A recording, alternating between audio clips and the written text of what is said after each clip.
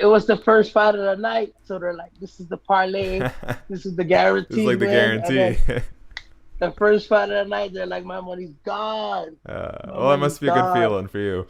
Yeah, Uh, it's. I wish I put some money.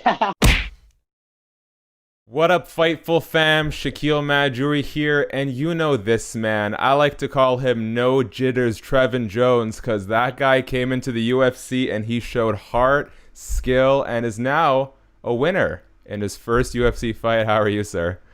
I'm good. I'm good, man. How are you? I'm doing well. Happy to get this going. It's a beautiful day where I'm at.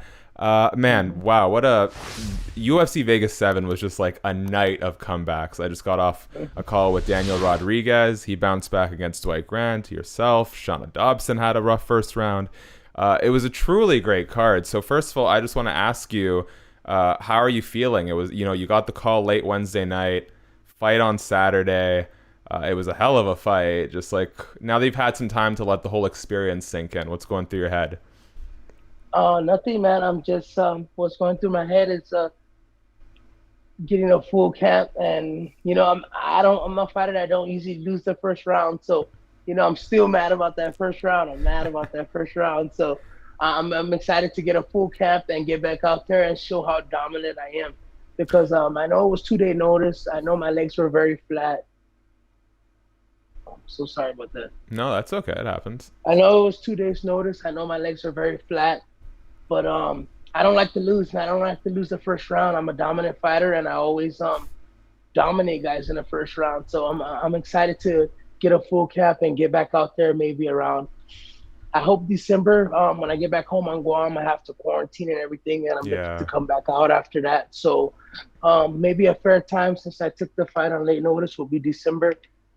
And yeah, man, I'm looking to just get a full cap and show everyone how good I really am. Well, and if it's any consolation, I know you don't like losing the first round, but I think that was probably the most memorable fight on the card. So quite a Yes, way to get your name out there. And I was going to ask you this yes. later, but just ask you now, like, how excited are you to get more than 2 or 3 days heading into your next fight?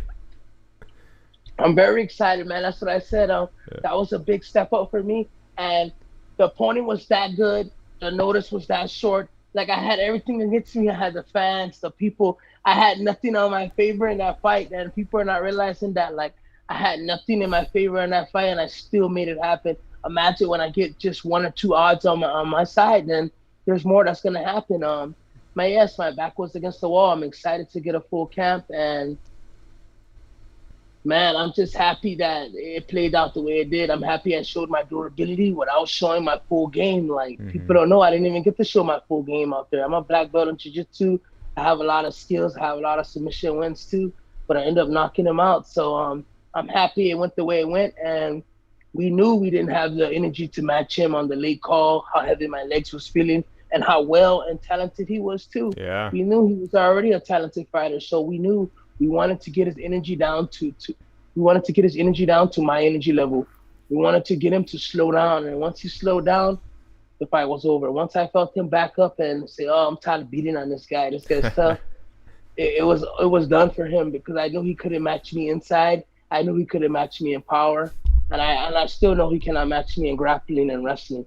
I know he can. They think he can, but I don't think he can match me. Well, let's talk about the finish. So, first round, for those who somehow missed it, Timur Valiev catches you with a kick to the body, Hmm. basically shuts you down. You're just Hmm. trying your best to stay on your feet. It's the process. Did you get hit in the liver? Yes. Yeah. No, it's the opposite side. I got just a nice gut shot on the Mm. left side. And so, when it happens, your legs just kind of give out, your body just shuts down on you a little bit. And so I saw some people criticizing not the finish, but the referee's judgment call. And it happened with Daniel Rodriguez and Dwight Grant as well, where the argument was, well, he gave Trevin all this time to recover. He didn't afford Valiev the same kind of opportunity. I disagree on both counts. I think in your case, it's obvious you were there. Like, you were taking big shots, where you're doing your best to roll with them. It was obvious that you were trying to protect yourself long enough for your stomach and for your body and for your legs to just kind of support you again. Absolutely. Absolutely. It was as intelligent as you could be in that Hmm. compromised position. Yeah. Valiev, I think you put him out for a second. Yes. He Um, went out. He went out two, three times. I'm for sure. I saw his eyes. There was one moment when even I stopped hitting a little bit because I thought the ref was already gonna fly in, and I woke him up 2, 3 times also. So yeah, there's a difference from a body shot and a headshot. A headshot, he blinked out, so he doesn't know what's going on. So he's a warrior. He knew he was fighting before that. So the body's gonna do what the body knows, Mm-hmm. which was still coming up and stuff. If you look at the fight good, the ref still stopped me from punching him a lot more. Like you were, my hands were in the air by the time he was coming up, and they're saying it was stopped early. Man, you guys are not the referee. You guys haven't been in a fight. You guys never felt a headshot and how it feels to recover. The referee has knowledge on guys taking headshots and how quick they recover and Yeah. how aggressive the guy is on them also. Yeah, he landed a nice body shot on me, but I was fully in there. I was just trying to protect my body. I was still rolling the punches. I was still trying to move. Every time the ref said fight back to me, I circled out every single time. Mm-hmm. 3, 4 times he said fight back to me, I circled out. That he didn't know where he was at for sure. He didn't know where he was at. After the ref stopped the fight, he was still holding on. He was still all wobbly. And yes, he's a fighter, and he had a lot of fans, and people had a lot of money on him. And I busted their parlay, and they're just mad that I It busted their happens. parlay. They're mad I busted their parlay, It's all and about the parlay, man. it's part of the game, man. You guys have to give respect where respect is due. Like I still respect my opponent. Like he was a talented fighter. He came out there, and like I said, I don't like to lose the first round, but I end up hanging in there and getting a knockout, and I still respect him. But at the end of the day, he was out, man. Like he wasn't coming back from a Trev Jones knockdown and the onslaught I was gonna put on him after that, man. The ref saved him. Well, and I will say, I hate, like, I tried doing the gambling with fights for a little bit. It kind of just killed my enthusiasm because I love fights. And so Uh huh. to have the stress or to perhaps want someone I want to win lose just for money, it wasn't really doing it for me. I'll just say, if you're one of those gamblers who gets upset with a fighter for losing or with another fighter for winning, F off. Like, you're the one who made the bet. Live with the Yeah. consequences. Let For the real, guys for in real. there putting their necks out and their heads on the And line. it was the first fight of the night, so they're like, "This is the parlay, this is the It's guaranteed like the win." And guarantee. then the first fight of the night, they're like, "My money's gone. My Well, that money's must be a good gone." feeling for you. Yeah, Uh, it's I wish I put some money. what's I've always been curious. Like when you're in that position, obviously you know that your body's not really functioning right now. You just need to do your best to respond to the referee to stay safe. What does it feel like? Like, is it stressful? What's going through your mind and your body when you're in that So compromised way? I have I have teammates and I have other fighters. I think every fighter has a different feeling there. Mm-hmm. Once I'm in the fight and I'm fighting, I feel nothing. I'm gonna fight you. I feel nothing. You can land head kicks, you can land leg kicks or whatever. It can look like I'm getting beaten up, but I'm timing you. I'm drawing you in.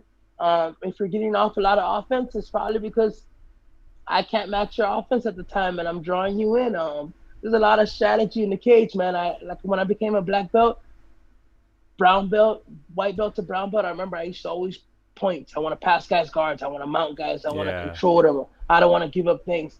But the minute I became a black belt, I was able to let things happen to me because the only thing I wanted to do was get onto submissions. I wanted to, if I wasn't submitting my opponent or finishing my opponent, I wasn't happy with it at black belt. And that's the way the fight kind of played out. Like I used my energy well, I managed it well, and I treated it like a black belt match. Like he can try and score as much points as he wants, but as long as I'm going for the finish, I have a chance. So I knew. I said, Trevin, if you land on him, you're gonna go after him, and that's exactly what I did. Once I landed, I was gonna be on him like all the way through, all the way through. 100%. Well, as we start wrapping up here, you're a tremendously exciting fighter, very personable guy. So let's get to know you a little bit more. Are your skateboarding skills anywhere close to your fighting skills? Yes, man, I was very good in skating. I won my Wow. very first skating competition on Guam. I was Wow. very good in skating, man. I still can skate, man. I can skate. It's kind of weird, but I can skate, bro. I'm pretty good at skating. So you're not one of these I like say, Lil Waynes who just goes up and down the ramp. I, We're talking kick I, flips and pop shove-its and yeah, whatever. yeah. We're talking 12 stair gapping handrails before. We're talking front side flip 6 stairs. We're talking like very like decent amateur, uh, good skater. I haven't skated in a while, but when I was on my skating streak, it was the same process as like jiu-jitsu. It took time, and I was a fast learner, and yeah, I was very good at skating. I say maybe purple belt, Oh wow. even So, brown belt. more of a street skater than let's say like a Yeah, street skater. Yes, a very street cool. skater. Shout out to a street league. I always like watching street league. Yeah. And then, sorry, I got my questions around the other monitor. You posted a really interesting post on Instagram, which I thought was really cool because, I mean, you're a fighter. It's about as competitive as it gets, but you talked about not letting competitiveness be your, like, primary motivating factor in life. That life doesn't need to be a competition between you and others. Can you sort of talk to me about your philosophy about life and competition? Well, a lot of people focus on other people, and every moment that they're focusing on other people, they're taking away from themselves. And it depends on the kind of focus. If it's good focus, like drawing energy from, to draw energy is always good. But to draw bad energy towards yourself because you don't like what's going on around you, then I don't condone that. Like, I'm not gonna focus on someone that's doing well because their shine don't involve me. This person could make $1 million over here, but that $1 million just won't be shared with me at all. So I have no reason to even think about that. I have no reason to be happy for him or to hate on him. It's his money, and that's how his life is going. His life is good. That's perfect. So I'm the kind of guy that like focus on myself, my friends, and the people around me. And I felt it makes you stronger at things that you want to do, because you get to put more energy into the things that you want to do. A lot of people go around and they're worrying, they're hating, they're always worried about what's in this person's pocket or what's over here in this person's house. But at the end of the day, they need to take that energy and time to draw good energy towards themselves and focus on themselves and go out there and get something like that for themselves, because things don't come easy in the life. So yeah, it's about just focusing on yourself, man. I've learned that focusing on yourself, it'll take you a long way, and it helps you grow a lot faster than sitting around hating on people and waiting for things to come your way. You're a smart guy, Trevin. I like that output. I appreciate you sharing that with me. Last thing, I know you mentioned like you got to go back to Guam, you got to quarantine, but have you talked to the UFC or your managers at all about a timeline for your next fight or who you may be facing next? No, not yet. Nothing's popped up yet. I know when I would like to fight, since that fight was so short notice and everything. I don't know if I get any calls or whatever, but I would like to call early December. I would like a full camp. I got to go back to Guam. I got to quarantine, and I'm going to get right back out here after that, after I take care of things at home. I expected a UFC call, but I didn't expect it so fast. Yeah. I was thinking if the UFC called me, I'll have at least 2 weeks. I was thinking something like that, but it was not. It was 2 days. So crazy times, right? You know, the weight cut was very grueling. I went through it. I don't want to get a late fight and have to cut weight like that again, because weight cutting always takes away from your performance. Mm-hmm. I want to get a nice diet. I want to get a nice camp, and I want to get a nice time to study my opponent, because I'm very talented when I get to study my opponent. Like my last opponent, we had 2 days and we were studying him. We knew he was going to kick a lot, so we knew we were going to throw the right hook a lot later on. I watched a couple of interviews and breakdowns after the fight of some guys saying Trevin actually has a lot of experience too, and he has a lot of split decisions. So expect Trevin to be throwing a lot towards the end of the fight. Expect him to be able to go to distance. And they were right, man. Like, I have the durability to hang in out with the best. I fought some talented guys, and yeah, man, I'm just here to stay, man. I'm gonna be a dark horse in the division for sure. Trevin, I want to congratulate you on your big win. Thank you for talking to me today. I think the UFC is a better place with you here, and I'm stoked to see your next fight, dude. I appreciate it, man. I really do.